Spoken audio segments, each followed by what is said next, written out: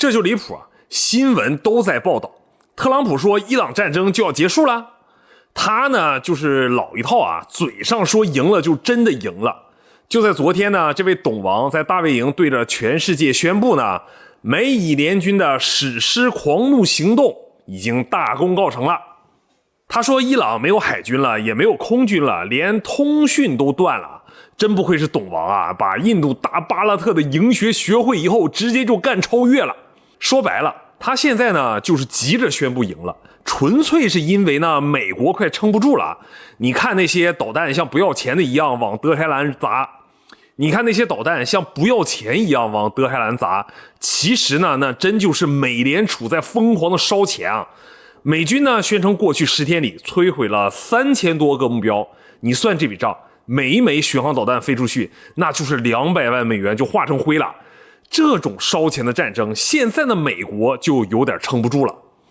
特朗普的营学其实就是撤退学。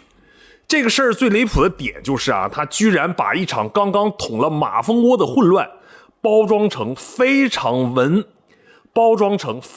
完美的胜利。其实呢，他是看准了民调，26年的中期选举马上就要到喽，共和党现在压力那是大的惊人啊。选民们可不管你炸了多少伊朗的导弹发射井，他们要看的可是加油站的价格。可是呢，国际油价早就飞过100美元大关了。美国人呢，现在每加一桶油啊，心里就是一次骂娘。特朗普怕就怕在这个节骨眼上，美国大兵开始成排的躺在担架上被运回国。目前呢，美军阵亡了7个人呢，这个数据看着挺漂亮，但是他知道，一旦进入持久战阶段，这个数字后面加个0，可能也就1周的事儿。所以呢，董王必须现在及时止损。他那种赢学的核心逻辑就是我宣布我赢了，所以我可以名正言顺。董王的赢学核心逻辑就是我宣布我赢了，所以我现在可以名正言顺的跑路了。他想在选民还没反应过来之前，赶紧把这块烫手的山芋给扔掉，然后回国宣传自己是和平的缔造者，妥妥的大赢家。但是你觉得大家还会买账吗？伊朗战争这个事儿最抓眼球的事实是，美军炸死了阿里哈梅内伊，结果呢，伊朗反手选出了个穆杰巴塔哈梅内伊。这里面非常有意思啊。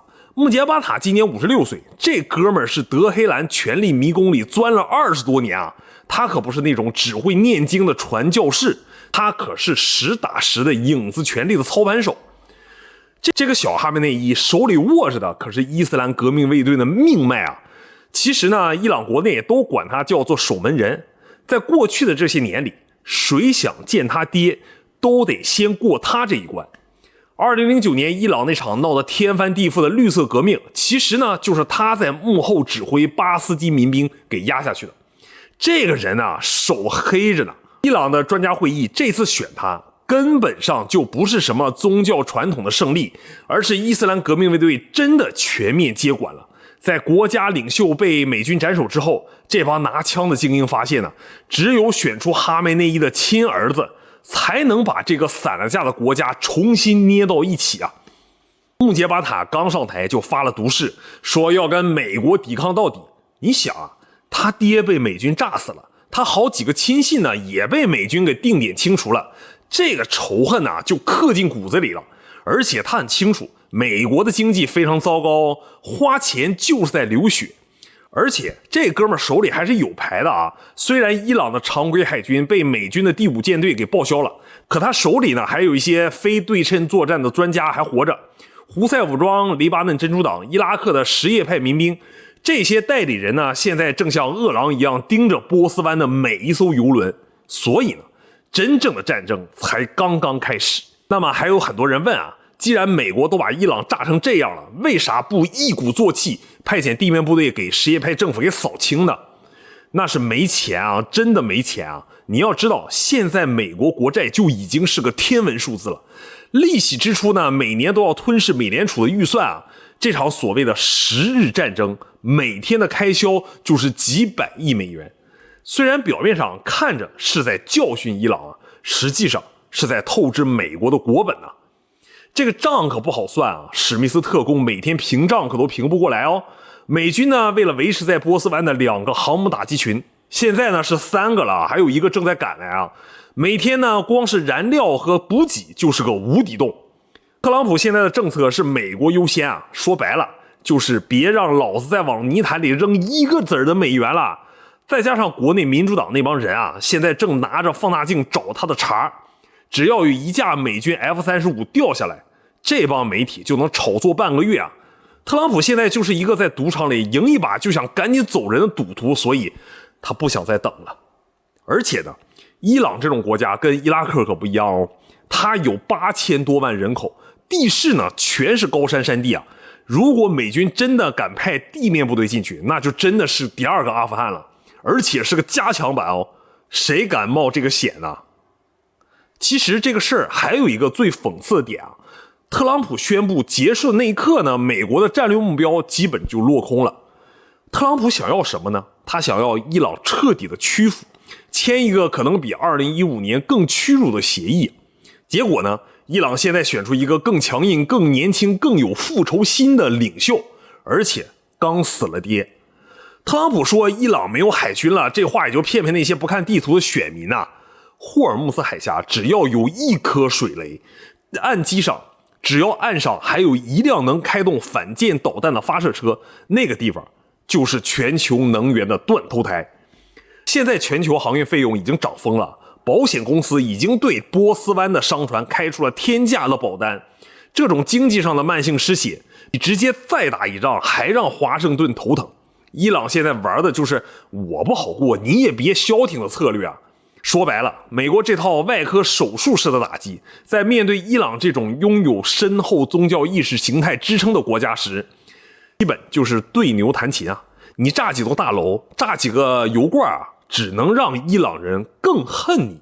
那么咱们再回头看看美国国内啊，现在的美国政坛呢，已经撕裂的像一张烂抹布了。共和党现在的领先优势非常的微弱。如果特朗普不能再在夏天之前把油价降下来，不能把通胀降下去，那么11月份的选举他基本上就得交权了。所以董王他输不起。而且呢，就因为这选举的压力，他必须表演赢血啊。他在社交媒体上疯狂的发帖说伊朗人已经在求饶了，说他是历史上最伟大的3军统帅。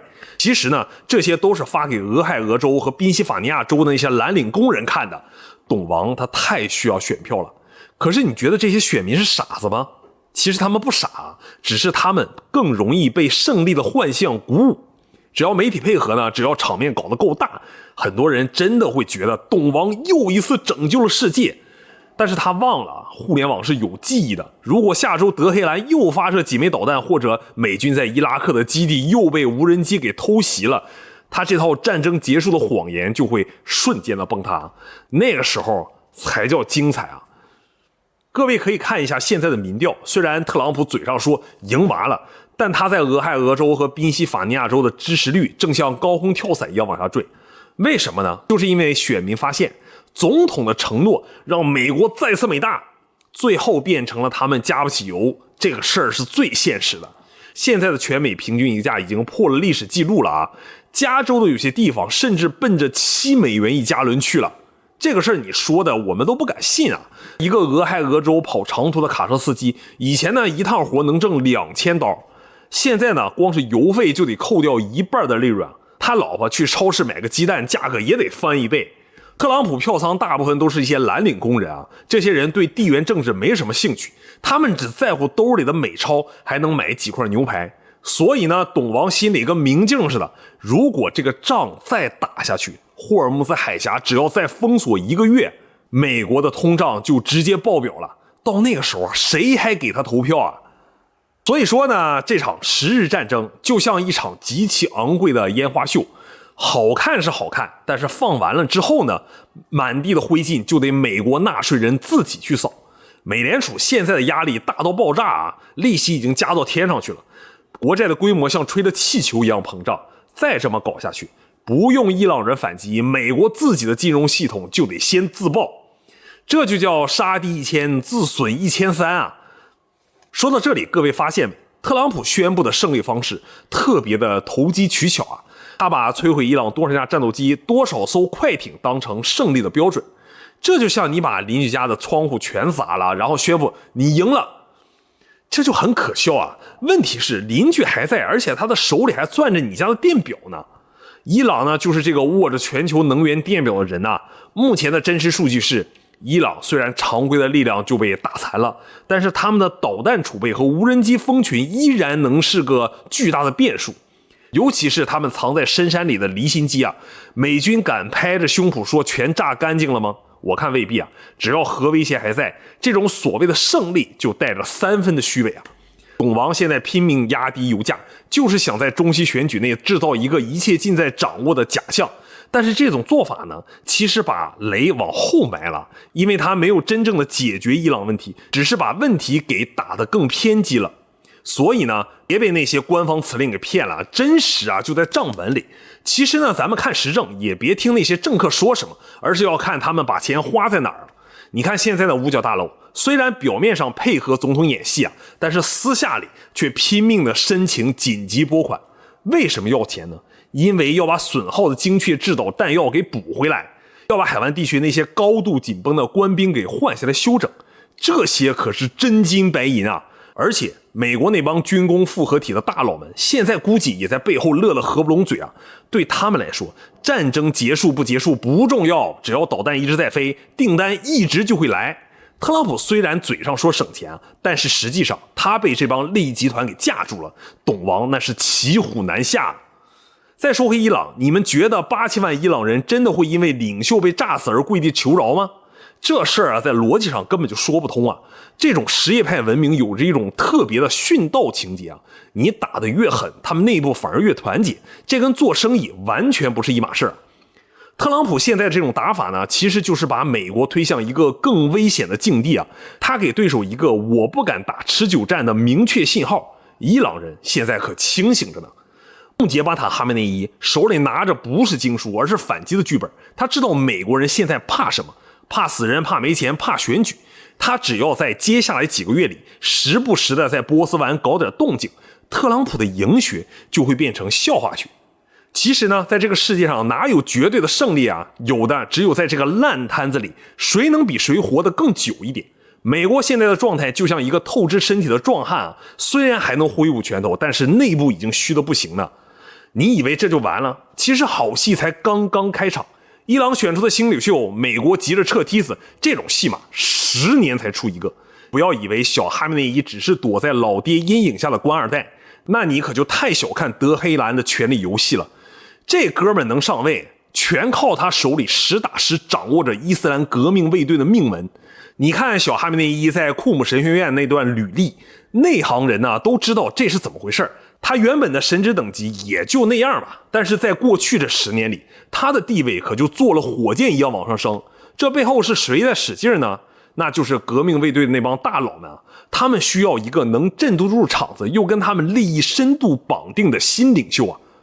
更离谱的是，这个小哈梅内伊手里还掌握着一个叫伊玛目指令总部的庞然大物啊。这个机构名义上是做慈善的，实际上这是一个横跨电信、金融、石油经济帝国，资产起码上千亿美元啊。说白了，这个小哈梅内伊呢，不仅有枪，还有钱，而且是那一种不需要经过议会审批，想怎么花就怎么花的私房钱。他在革命卫队里的铁哥们儿很多呢，都是当年圣城军的骨干啊。这些人都在叙利亚、伊拉克死人堆里爬出来的狠角色，眼睛里根本揉不得沙子。美军那场斩首行动炸死的是阿里哈梅内伊，但是顺带呢，也把这帮人的前途和家产都给炸到了悬崖边上。所以呢，这个小哈梅内伊上台的第一件事肯定是大清洗，把那些在战争中表现软弱、想跟美国谈判的温和派一个一个从核心区踢出去。他得用这种方式告诉德黑兰的教士啊，现在是战争时期，谁敢掉链子，谁就得掉脑袋。所以伊朗战争还有下半场，不要被特朗普那副我搞定了一切的表情给唬住了。这位小哈梅内伊现在在沉默，其实呢是在憋大招。他现在的策略就是熬到美国的中期选举，熬到特朗普因为国内民意不得不撤军，熬到全球能源供应出现真正的裂痕啊。你问我这个事儿最后怎么收场，我觉得根本没法收场啊。董王现在的策略呢，就是给美国打一针强力的止疼药，药效上来的时候，觉得自己又行了，但是呢，等药效一过，那些烂到骨子里的通胀啊、债务和中东的僵局就会变本加厉的找上门来。好了，本期视频差不多就到这里了，感谢您的收看。如果你喜欢我的节目，别忘了点赞和关注。我是五人，我们下期再见。